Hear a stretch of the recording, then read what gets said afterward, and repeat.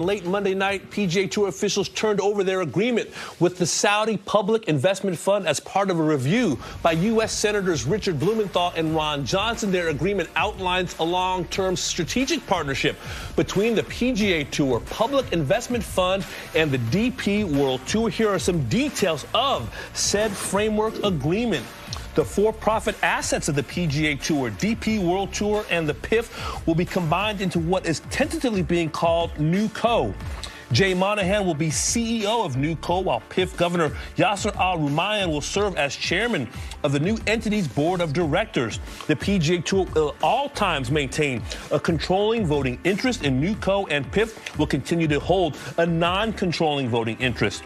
Calls for the creation of a communications committee to help facilitate a smooth business transition, and calls for the parties to cooperate in good faith and use best efforts to secure world ranking recognition for live events and players.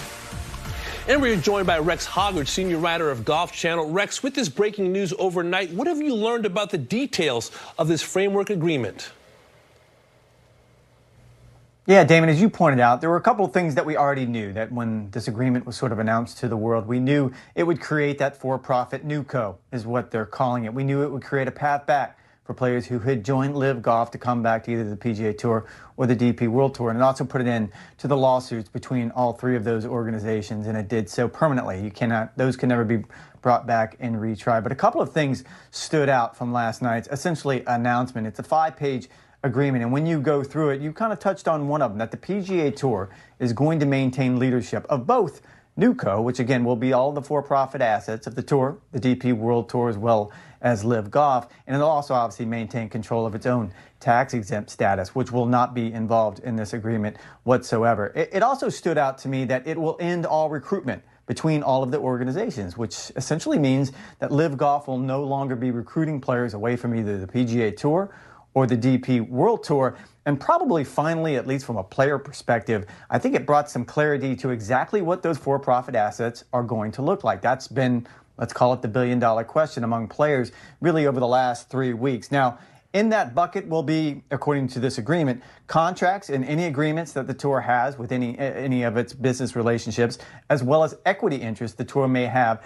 in other businesses or entities. Not included in those for-profit assets, and again, this is particularly important to the players, will be the retirement program. We've talked about this before, that the PGA Tour has one of the best retirement programs in all of professional sports. That is not part of this, as well as any corporate reserves and, of course, the tax-exempt entities.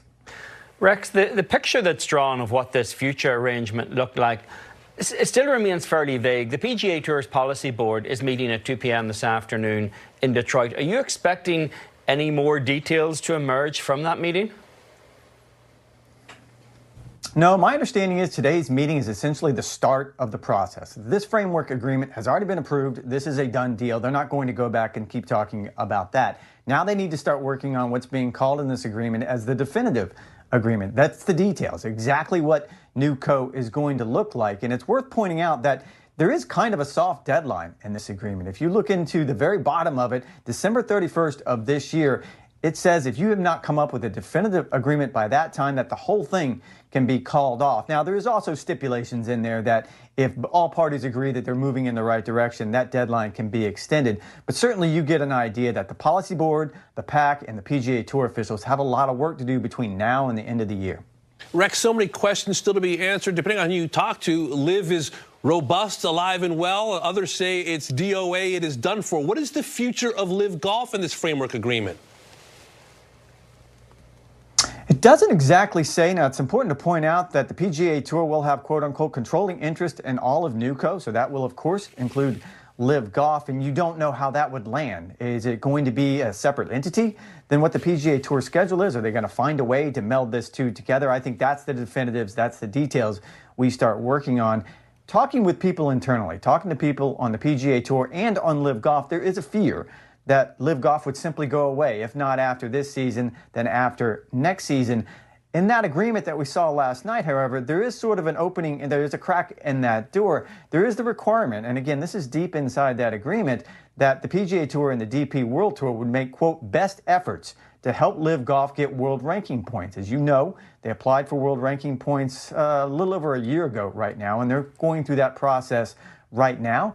And the idea that that would be part of the agreement at least opens the door to the idea that Live Golf is here to stay. That remains to be seen. Story that's dominated professional golf for nearly 2 years. Rex, we'll look for your reporting on golfchannel.com. Thank you so much.